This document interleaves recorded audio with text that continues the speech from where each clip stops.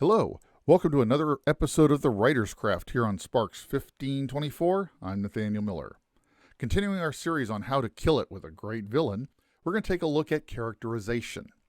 Now, of course, as writers, we all want to write a great villain. We would all love to create the next Hannibal Lecter or Darth Vader. But to do so takes more than just having the concept in your head.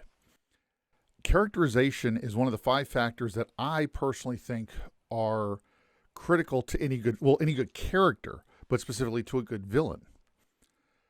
Now, a good villain obviously is not somebody we're going to root for. They're the villain. But a good villain is one that's memorable. Think of your favorite movies. How many of them are your favorite movie, even though you don't remember the villain very much? Odds are that is one that might be a favorite movie, but it's probably a rarity. Characterization in writing. And again, this is writing for stage, screen, novels, whatever. Characterization encompasses literally everything of how your character is presented to your audience.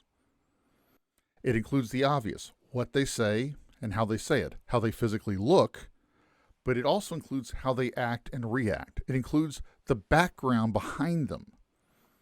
Now, if you're writing a novel, clearly your audience is not going to see any of this, but you still need to describe it. As your hero walks into the villain's lair, you need to describe those key artifacts in the room because that helps build the villain's characterization. Of course, that's only part of it. Now, on my written column, which is linked below, I look at 2 specific scenes from Sherlock Holmes: A Game of Shadows and from Doctor Strange. Well, a specific scene from Game of Shadows and then kind of an overall on Doctor Strange. Game of Shadows with Jared Harris's Moriarty I thought was brilliant and created a perfect villain. Overall, Caecilius in Doctor Strange I thought was weak and criminally underused. So I discussed those there. Here I'd like to talk about a couple of specific things. Well, a specific scene from Pirates of the Caribbean, Dead Man's Curse. Pirates of the Caribbean, Curse of the Black Pearl. And then take an overall look at Arnold Schwarzenegger's Mr. Freeze from the fiasco of Batman and Robin in 1997. The Walt Disney Corporation knocked it out of the park with Hector Barbosa, the antagonist in Pirates of the Caribbean, Curse of the Black Pearl. Geoffrey Rush's performance was outstanding. The writing he was given to work with was phenomenal, and the direction he was given brought everything out. We know so much about Hector Barbosa that not only is he memorable, but he became such a rich, real person that over the course of the series, he very believably evolved from an outright villain to an anti-hero that we actually kind of missed when he died in the 5th movie. The scene I specifically want to examine about him that to me encapsulates why he was such a good villain and why he is so memorable is a scene in his cabin. Now, when the Black Pearl attacks the town down the Caribbean, they slip in the night, just like we expect pirates to do. They shell the town out of nowhere. They're pillaging and plundering and chasing people and doing everything we expect pirates to do. Keira Knightley's character is Elizabeth Swann, the governor's daughter. She has a gold medallion she realizes the pirates are looking for. So she goes aboard their ship to negotiate with Barbosa for the cessation of hostilities. But to protect her identity, she says her name is Elizabeth Turner. She chooses the name of somebody she knows in town.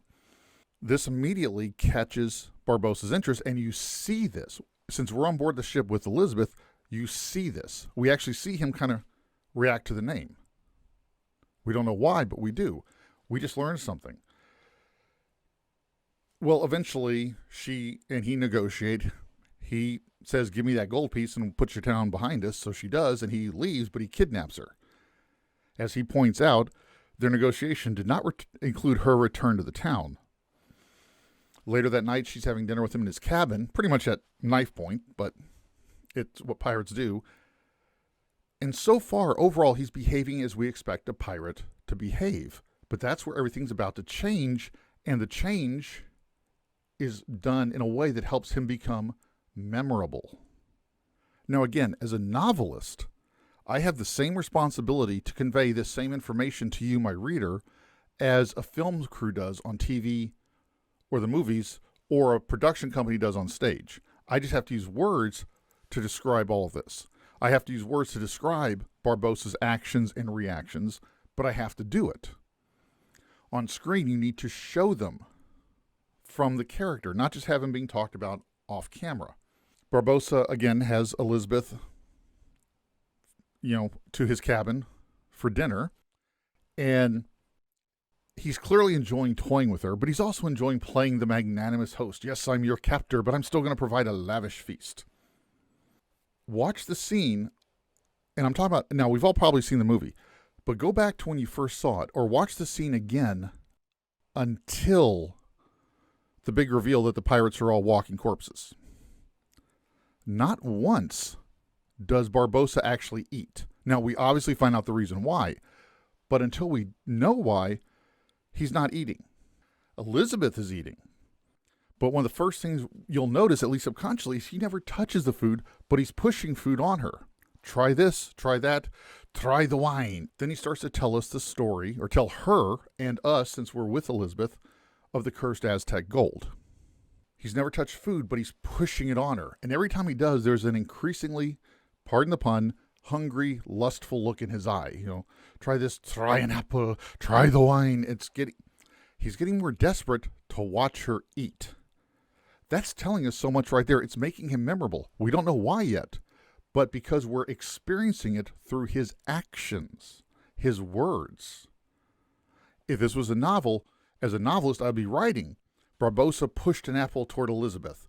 Try it, Miss Turner. They're supposed to be particularly juicy, he said, his eyes glinting as his hand shook slightly. That kind of description would tell my reader a lot about his behavior. Whereas on screen, of course, Jeffrey Rush was able to act that out. That's characterization. That's making him memorable. And then, of course, he tells her the story of the Aztec gold, and we find out that he's a pirate captain trying to return a treasure. Aren't pirates supposed to steal it?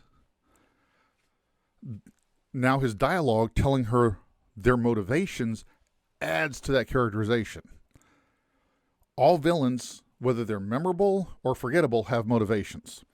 Part of making them memorable is making those motivations believable, memorable themselves, but how the character expresses those motivations, which again goes under characterization. Barbossa comes off as a very obsessive man, but he's trying to return a treasure. Why? Well, of course, we go to find out that he's a dead man walking, literally. They all are. They've been cursed for 10 years. But we got to see it. Since we're in the cabin with Elizabeth, watching this bizarre behavior from Barbossa, and this bizarre behavior that's going from being tightly restrained, a man who's clearly got something going on, he's trying to maintain control, to getting more and more obsessive.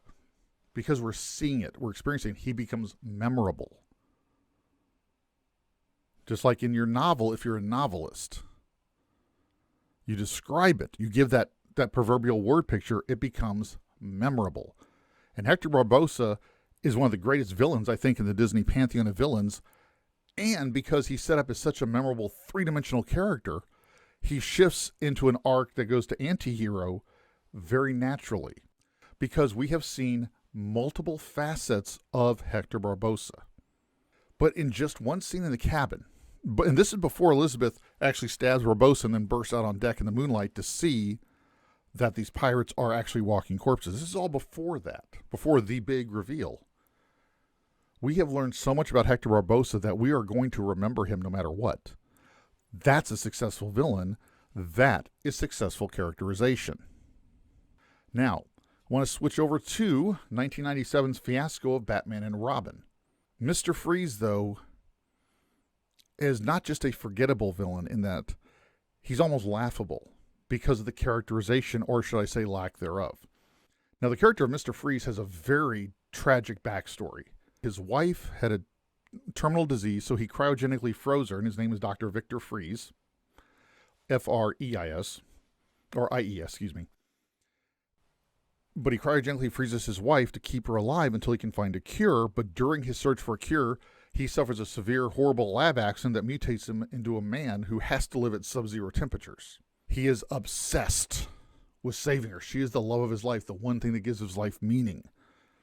Schwarzenegger's Mr. Freeze, with one exception, and even that exception is a little tainted, does nothing through this movie but make campy, ice-based quips and puns. Now, I love a good pun. I love a bad pun even more. But I don't want to hear him for 2 hours. Every time he does something, he breaks into a place and threatens everybody. Okay, chill. He grabs again, pretend this is a diamond. He gets this giant diamond and he goes, beautiful piece of ice. Everything is a pun. The use of humor by Mr. Freeze is not a bad idea. It's the overuse of it that wrecks the characterization and makes him forgettable. The one scene where this comes through, Poison Ivy she thought she killed his wife. Turns out she didn't, but she thought she did. She tells him, but she blames Batman and Robin. And he goes nuts. He starts smashing things that he's going to yell. He's going to freeze the city and turn Batman's heart to ice. So he's making ice puns, but because they let him give vent to real rage, he's smashing things. He's breaking things. And his weaponry is cryo weapons. It's cold. So suddenly the puns, I'm going to feel Batman's heart freeze in my hand. It's not making a quip. He's kind of stating a fact right there, what he's going to do. And that's the one scene where suddenly another facet of this character has finally been put in front of us. For almost 2 hours, we've been seeing this one silly, quip, cold jokester, big deal. Suddenly, for 1 minute, whoosh, we get that other facet, that other dimension. But sadly, that doesn't last. Earlier in the movie, we saw him watching home videos of his wedding to his wife. And we see a tear come down his eye with some very heavy music. It's a very poignant scene. For just a moment, that lens is shifting. Those dimensions are shifting. We're seeing the quipster is shifting away. We're starting to see another dimension come in front of us. A deep, rich, emotional, tragic dimension. One tear comes down and freezes and breaks up. For just a minute, we're starting to feel pathos. And then one of his henchmen comes in and says, hey, found another diamond that we need. And he freezes the henchman, which again is setting up a very powerful moment. He is so emotional, so wrapped up in his grief right now that he just hates this man for bothering him and seeing him in this vulnerable moment. And what do they have him do? He freezes this man. He's been crying. I hate it when people talk during the movie. Turns it into a joke. Turns the most tragic moment that we see him on screen, even more tragic than later when Ivy tells him his wife is dead, into a complete joke. When you have a character making nothing but jokes and quips, especially turning tragic scenes of pathos into a joke, it ruins it. It turns the character, it eliminates anything from the character but one dimension, silly quipster, period. Now, that was characterization on screen with Mr. Freeze. As a novelist, I could be guilty of the same failing if I don't use those proverbial word pictures to shift your view of those characters by rotating. Think of it this way.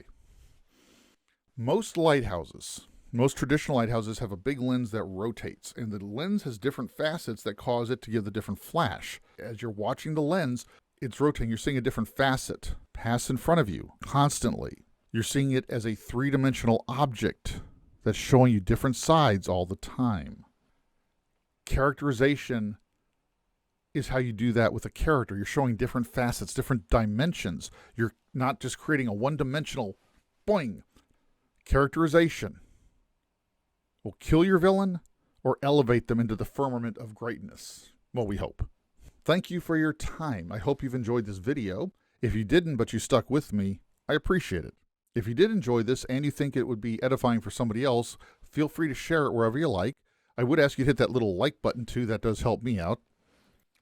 I'd ask for your subscription. Sparks1524, me and my crack team of one, covers not just the writer's craft, but travel logs, veterans issues, historical discussions, all kinds of stuff. If you are interested in reading more about Killing It with a Great Villain Part 2 characterization, my column on this is linked down below in the description. And in my written column, I look at Jared Harris's Moriarty from Sherlock Holmes: A Game of Shadows versus Mads Mikkelsen's Caecilius from Doctor Strange. Well, until we meet again, I hope you have a great week, have a great weekend, and always go and do great things.